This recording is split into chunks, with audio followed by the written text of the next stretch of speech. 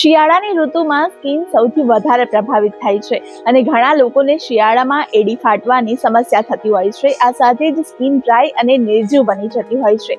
આનાથી બચવાના ઘણા ઘરેલું ઉપચાર છે, જેનાથી તમારી સ્કિન સોફ્ટ થશે અને એડી ફાટવાની સમસ્યા પણ દૂર થશે. તો ચાલો જાણીએ આજે આ ઘરેલું ઉપાય.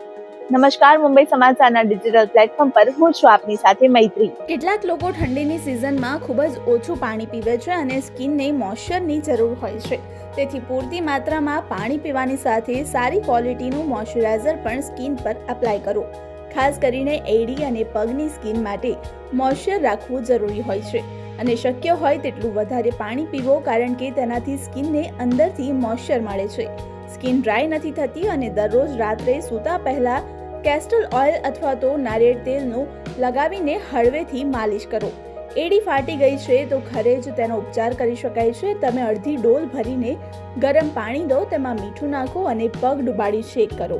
તેનાથી એડીની સ્કિન સોફ્ટ થશે અને તેનાથી એડીમાં મોઇશ્ચર જળવાઈ રહેશે.